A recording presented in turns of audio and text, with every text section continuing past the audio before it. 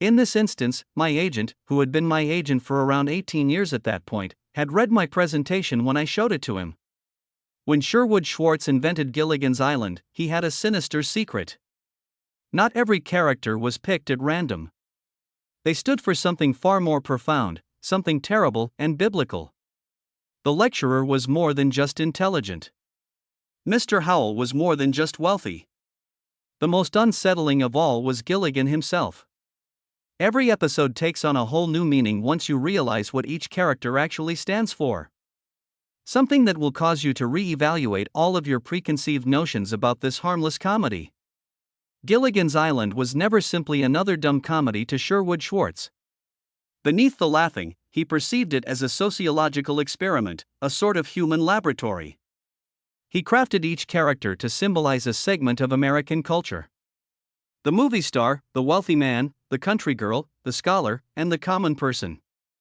CBS warned him the show was too unrealistic when he originally presented it to them. Schwartz, however, remained unwavering. It wasn't about realism, he claimed.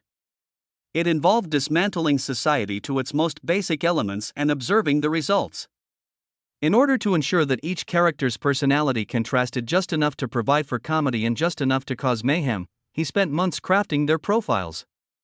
He went on to say that the characters' own shortcomings, pride, greed, envy, and rage would leave them stranded on the island, preventing them from ever leaving. That was the main idea.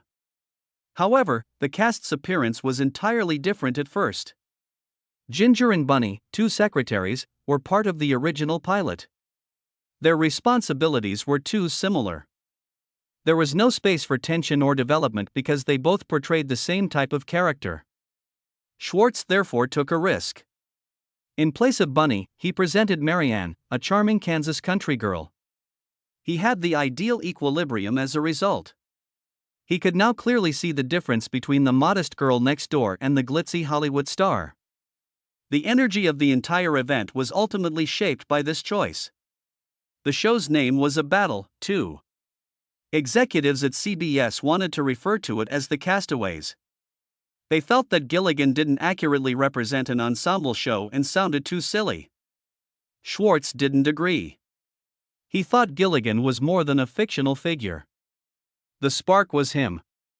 The one who unintentionally ruined every escape, who always made things worse, who created the turmoil. His island was the show. If the title was changed, Schwartz was prepared to go. CBS eventually conceded. The original remained exactly as he had intended, but years later, in 1979, they repurposed the Castaways on Gilligan's Island as the title for a TV movie sequel. However, CBS only approved the show following yet another surprising triumph. When the Beverly Hillbillies debuted in September 1962, it became the most popular show, shocking everyone. Executives discovered all of a sudden that viewers enjoyed stories about smart people in strange places. Schwartz's opening came from that. He presented Gilligan's Island as the opposite, a bunch of civilized individuals thrust into the middle of nowhere. Schwartz also had a more profound thought. All 7 castaways were surreptitiously based on the 7 deadly sins. The professor was arrogant. Mr. Howell acted out of avarice. His spouse was a sloth. Ginger was a symbol of passion. Marianne represented jealousy. The skipper felt angry. As well as Gilligan. The most difficult one was him. He was viewed by some as lazy. Some believed him to be even more sinister. The one who imprisoned everyone. The island's worst problem. It was no longer merely a comedy. It was a drama on morals. There were many odd twists and turns in the casting process. The Gilligan job was initially given to Dick Van Dyke's brother, Jerry Van Dyke, declaring the script to be the worst he had ever read. He declined. In 1965, he went with a strange program called My Mother the Car instead. After failing, it was eventually listed as one of the worst shows ever produced. "I don't want to be known as Gilligan forever," Van Dyke acknowledged. Bob Denver eventually took over that role, making TV history, but not everyone was pleased. Ginger's actress Tina Louise was duped into taking the part. She was informed that her role would be crucial. That never took place. Ginger turned into a stereotypical one-dimensional movie star. While filming, Louise felt alone. She frequently sat by herself as the rest of the ensemble interacted and laughed in between scenes. Bob Denver declined to take pictures with her for publicity. She never returned for any particular reunion. She was deceived. However, Dawn Wells outperformed over 350 other actresses, including a teenage Raquel Welch, to secure her role as Mary Ann. The producers were looking for someone who seemed wholesome, kind, and familiar. By 1964, when filming began, Wells was earning $700 a week. Tina Louise was the final member of the core cast to survive when she died of COVID-19 in 2020. Her portrayal of Mary Ann became so popular that fans later told her, "I married a Mary Ann." It was nearly a miracle that the skipper was cast. When Schwartz saw a man at another table when he was dining at a restaurant, he exclaimed, "That's the guy." It was Alan Hale Jr. The only catch was that Hale had already left for a Utah set film.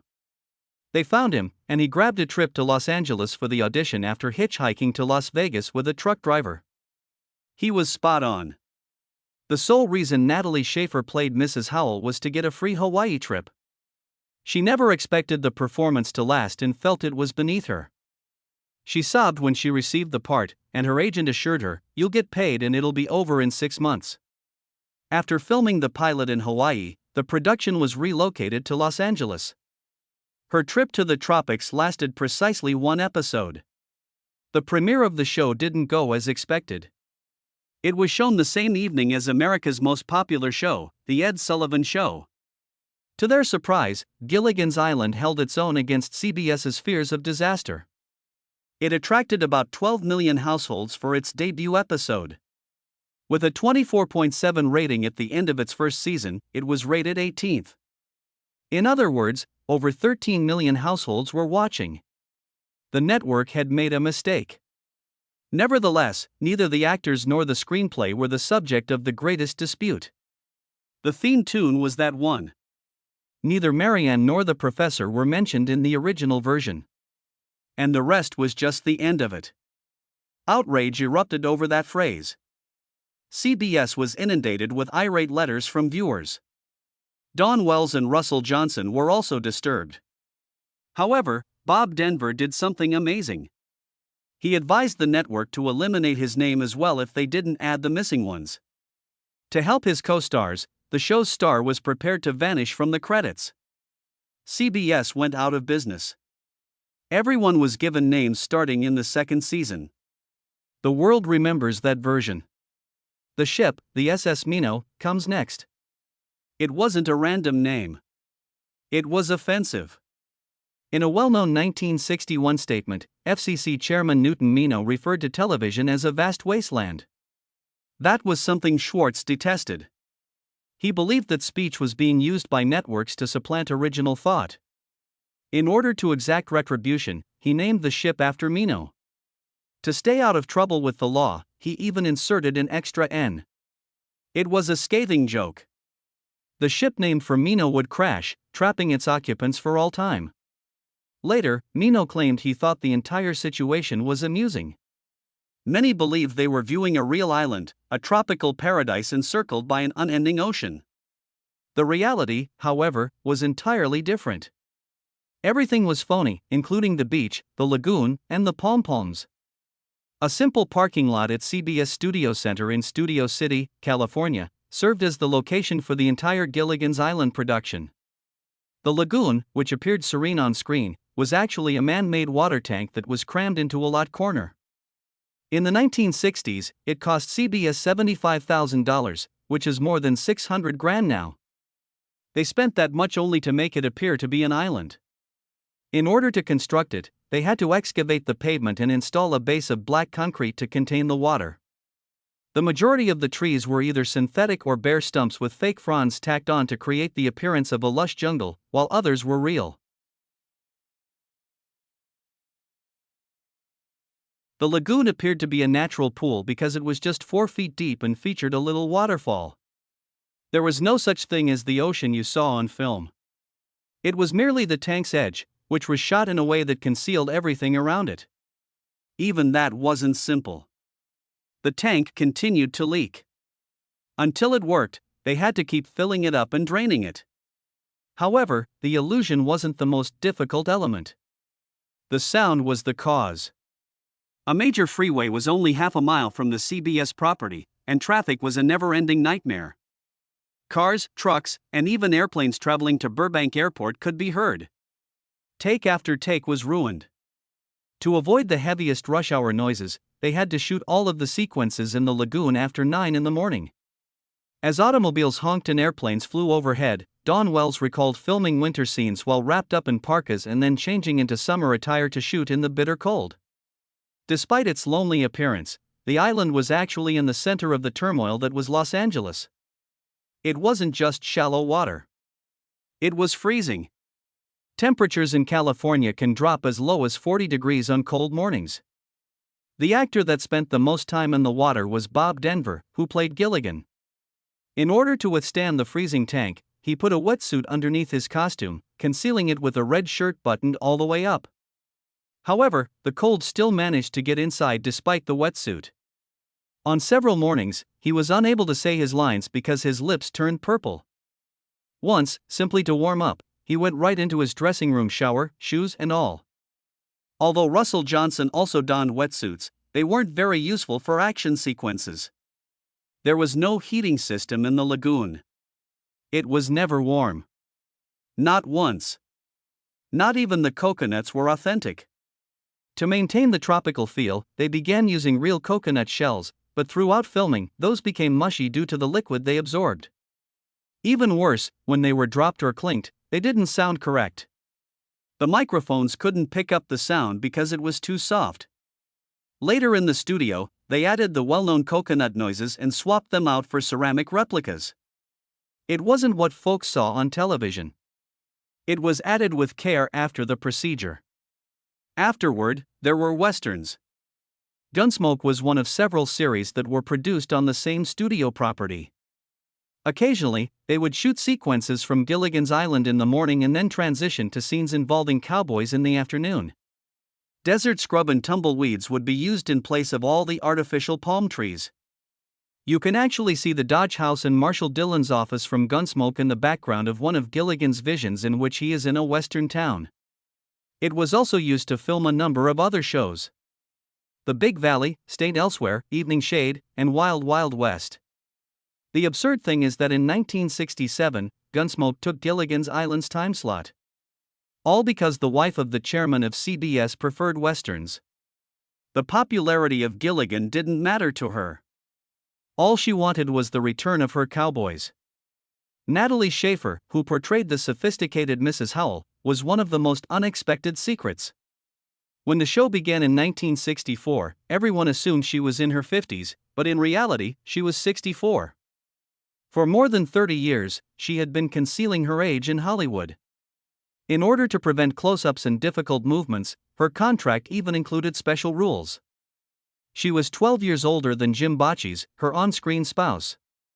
However, nobody ever made a guess. She ultimately came clean when she died in 1991 at the age of 90. Alan Hale Jr., the skipper, was as strong as he appeared, and she wanted her obituary to state her actual age so that people would gasp and ask, she was how old? He broke his wrist when he fell from a tree one day while filming. However, he kept it a secret. Despite having a broken wrist, he continued filming for 3 more weeks, carrying Bob Denver, performing stunts, and lifting props. Finally noticing at the end of the season, the producer hurried him to a doctor. He was placed in a cast that extended to his elbow. His injuries weren't limited to that. He was injured in the ear by a broken bamboo ladder in another episode, yet he never voiced any complaints. He simply continued to show up and perform his duties. On set, not everyone was amiable. Every week, Dawn Wells, who played Marianne, received more than 5,000 fan emails. Not nearly as many were given to Tina Louise, who played Ginger. Tension resulted from that. Tina did not consider herself a member of the ensemble, but rather a serious actress. She avoided close contact and even did not attend the reunion film Rescue from Gilligan's Island in 1978. Dawn claimed that Tina never responded when she sought out. On set, they were courteous but never close. The Professor Russell Johnson had one of the most surprising backstories. He was a true war hero before he became an actor. He performed 44 bombing missions in the Pacific during World War II. His plane was struck and crashed into the sea on March 4, 1945, as he was on his last flight over the Philippines. One of his crewmates perished, and he shattered both ankles. Among other accolades, he received an Air Medal, a Purple Heart, and a Bronze Star. He studied acting with his GI Bill after being released in November 1945 as a first lieutenant. Thus, the man who calmly constructed radios from coconuts on television had actually survived battle in the Pacific. Regarding Bob Denver, there was a subtle warmth to his life tale. For more than 25 years, he was wed to Dree Denver. They became friends after meeting while co-starring in the play Play It Again, Sam. Bob was immensely appreciative of her and expressed his gratitude for their existence each morning. For years, they performed together in reunion projects and even went on tours in the US and Canada. Despite the demands of celebrity, Bob remained grounded and was always happy to greet fans and sign autographs, regardless of how long the line was. Filming a television program on a shoestring is one thing. Making your errors so obvious that even a casual viewer can't ignore them is another. The idea behind Gilligan's Island was to provide a fun diversion. A tropical island with only 7 castaways. However, if you pay great attention, it changes completely. Behind the palm leaves, things were already collapsing from the first season in 1964. The illusion was totally destroyed in the first episode, Homesweet. You're meant to think that this is an isolated island that hasn't been touched by contemporary technology. However, for a few lengthy seconds, the shadow of a boom microphone simply floats on the wall of the professor's hut. It doesn't merely pass.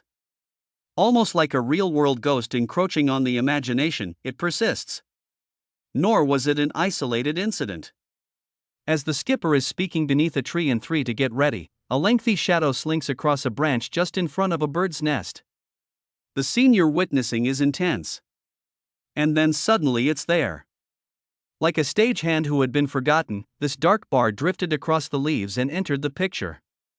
Things worsened in episode 9. The scenes in the underground cave were meant to feel claustrophobic and enigmatic. Instead, for a few painfully evident seconds, the camera captured a complete microphone head resting in the top left corner of the screen while Gilligan and the skipper quarrel. By the end of the show's 3-season run in 1967, fans were checking the shadows rather than simply the plot since these kinds of errors occurred so frequently. But there were more than simply technological problems. The personal lives of the actors were also overlooked. Episode 28 of Season 1, Off and Running, which aired on April 10, 1965, featured one of the most glaring blunders. During the turtle racing scenes, Bob Denver, who plays Gilligan, the silly perennial bachelor, unintentionally left his wedding ring on. Nor did the camera dodge it. As he knelt close to the racing turtles, it captured full images of his ring hand, the silver band gleaming in the island sun. His character, who was allergic to commitment and afraid of women, was totally at odds with it. Denver had been married several times in real life, but on set, someone neglected to ask him to remove the ring. Or perhaps they were simply recording too quickly to give a damn. In any case, the outcome was obvious. The group's wide-eyed child man, Gilligan, was married, but no one knew why. Not much better were the special effects. In episode 21 of Season 3 of Gilligan's Personal Magnetism, they pursued a mystical flying apple. Pears and grapes began to glide over the dinner table as Gilligan's powers suddenly took over. If not for the cables, it would have worked.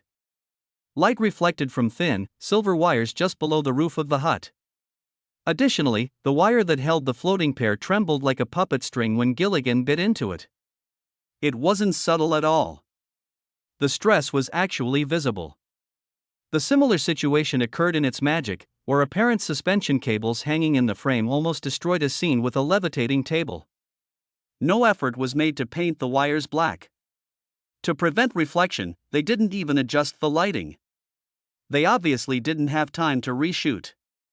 Regardless of how phony they appear, these effects were one and done. The biggest offender of all may have been one submarine-related occurrence. It was meant to be this moment of excitement and mild silliness.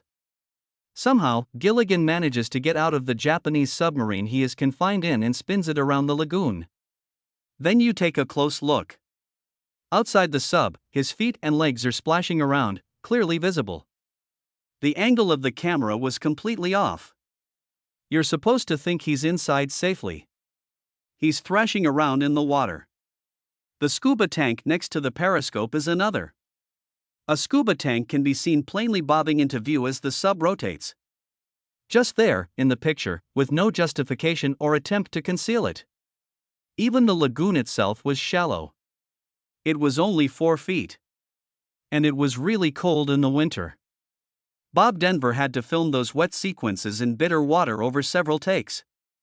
Denver, a tiny lagoon, and a prop submarine full of bloopers, no wetsuit, no double, but nothing compared to the actual peril he faced in 1966. The screenplay for Feed the Kitty called for Gilligan to creep past a lion that was peacefully lounging on a bed during production.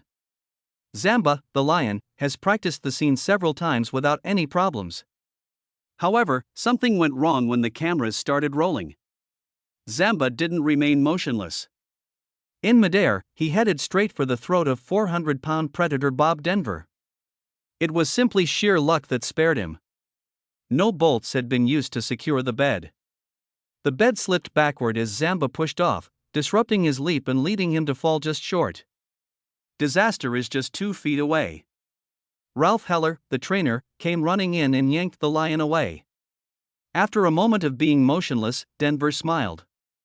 His words were, "Okay, one more time." The show's creator, Sherwood Schwartz, later acknowledged that it was possibly the scariest moment in Gilligan's Island history. And keep the bed loose in case he jumps again. It's also possible that none of this ever aired. If things had gone differently in 1963, disaster would have struck in Honolulu while the show was filming its last pilot sequences. The nation was stunned by the news of President John F. Kennedy's assassination on November 22. The next day, the famous sequence of the SS Minnow departing the harbor was shot while the crew was still in Hawaii. The mood was gloomy. The U.S. military closed all ports and facilities for the weekend, yet they were still able to videotape the departure that day. Among them was Honolulu Harbor. Before the port reopened, the production crew was supposed to take off. They were running out of money and time, and the show was about to fail. However, they were fortunate. If you pay great attention, you'll notice a terrifying detail in the sequence that made it into the opening credits. At half-mast, the SS Minnow drifted past a U.S. flag. Buried within a comedy series is